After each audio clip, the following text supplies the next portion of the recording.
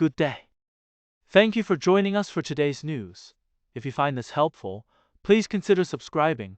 We're here every day with calm, clear updates just for you. In a heartbreaking incident in New Plymouth, a man named Nigel Tyler lost his life in a house fire while trying to save his young nephew. After escaping the flames with the boy, Tyler re-entered the burning home to retrieve his ute keys, intending to get his nephew to the hospital. Witnesses described the scene as harrowing, with the severely burned child crying out for his uncle. Tyler's nephew was taken to the hospital, but his condition remains unknown. Friends and colleagues remember Tyler as a kind and selfless person who always put others first, despite his own heroic efforts. The cause of the blaze is still under investigation, and the community is preparing for his funeral, which is expected to be attended by many who knew him. Tyler's final act of bravery highlights the strength of human compassion in the face of tragedy. Tyreece Te Pairi, 20-year-old from Hamilton, has been laid to rest in Tolaga Bay after his tragic death during a 21st birthday celebration. The incident, which is now being investigated as a homicide, has left his family and the wider community in deep sorrow. Tyreece's family had the profound impact of his loss. They described him as a bright young man with a future full of promise, taken from them far too soon. The family has called for the public's help in the investigation, urging anyone with information to come forward. They have also asked for continued support and respect for their grieving process.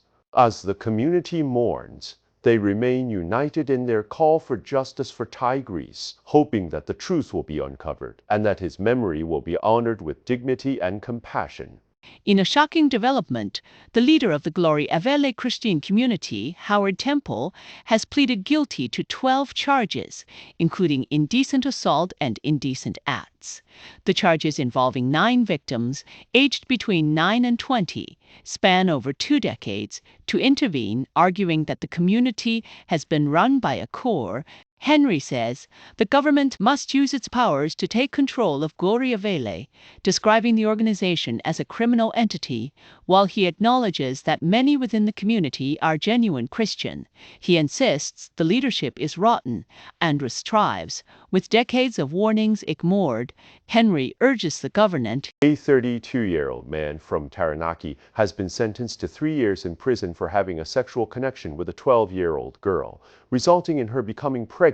The incident has left the young mother Toby grappling with long-term consequences, including the need to change schools and move in with extended. The judge emphasized the profound impact of the crime, not just on the girl, but potentially on future generations. Despite Busby's claims of remorse and confusion, the judge pointed out that his comments were indicative of victim blaming. The case has sparked a broader conversation about the vulnerability of young people.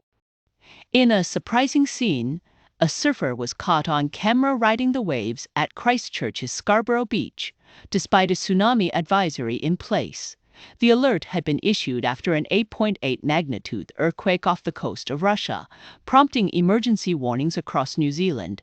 Officials urged people to stay away from the coast, citing the risk of Russia. However, the footage shows someone defying the warning, sparking concern about public awareness and the effectiveness of emergency alerts. James Thompson, Canterbury's Civil Defence Emergency Medi Corps King Corps. Meanwhile, a young couple who visited the beach admitted they were aware of the alert but felt it was too distant to be a real threat. Dr. Lauren Vanell from Massey University noted the challenge of keeping the public alert without causing complacency. The incident highlights the need for better public education on how to respond during NAS. As the day progressed, emergency officials continued to monitor the situation, reminding people that when a tsunami advisory is issued, it's not a time to take chances. It's a time to stay safe and follow the guidance of local authorities. Pharmacy owners in New Zealand are demanding urgent action after a 12-month-old baby, Bellamere Arwin Duncan, died following an alleged overdose at a Manawat pharmacy. The incident has raised serious concerns about the current state of pharmacy services, with pharmacists warning of systemic calls for a law change to require medication checks by 2 people and increased workforce support. have grown louder. The Ministry of Health and Health New Zealand are conducting reviews, while the Pharmacy Council and MedSafe have also launched investigations into the incident. A major drug smuggling operation has been uncovered at Auckland International Airport, with 15 current and former baggage handlers now facing charges. Police and customs investigators have dismantled a transnational organized crime network that was allegedly into New Zealand through unattended baggage on Intermantled. The operation, named Operation Matata, led to the seizure of over 631 kilograms of methamphetamine and 112 kilograms of cocaine on June the 24th. 18 individuals were arrested, and a further 9 are now facing surveillance across Auckland, uncovering approximately $150,000 in cash. Detective Inspector Tom Golan said the investigation has exposed a coordinated effort to bypass security protocols, with bags being covertly removed by corrupt baggage handlers. Flights involved in the smuggling network are Caracas, Santiago, Honolulu, Los Angeles, San Francisco, and New York. The most recent seizure involved 50 kilograms of methamphetamine smuggled aboard a flight from Malaysia on June 18, 2025. Authorities have emphasized the importance of ongoing collaboration with airport operators to combat insider threats, highlighting the effectiveness of law enforcement borders. New Zealand's economy is still struggling to recover, but the blame for its downturn isn't as simple as just pointing fingers at the government or the central bank. Some economists say the problems go deeper, with both fiscal and monetary operating chafas at the end comment. The debate continues over who's really to blame for the current economic challenges, with political rhetoric often overshadowing the complex reality. The Reserve Bank is now caught in a tough spot, trying to balance in forward. The interplay between government spending and central bank policies will be crucial in shaping New Zealand.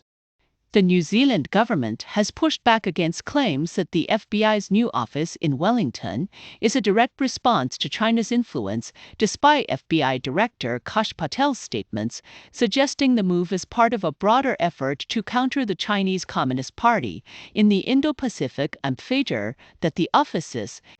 The FBI's presence in Wellington is described as a historic step in strengthening ties with New Zealand, but the government insists it is not a move against China, while Patel has highlighted the need to address threats from the Indo-Pacific. New Zealand's ministers have downplayed the Chimeration Reeds Court instead.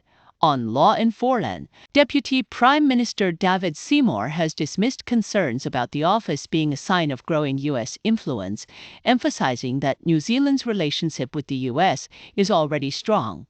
Meanwhile, Green Party officials have expressed disappointment, arguing that the establishment of the FBI office that the country should consider as BT. In a pivotal moment for New Zealand's energy policy, the government has passed the repeal of the 2018 oil and gas exploration ban. The legislature with a narrow majority. Climate Minister Simon Watts argued that the previous ban had stifled investment. The bill passed with 68 votes to 54, with coalition parties in support and opposition parties against it, as the country faces rising energy costs and true.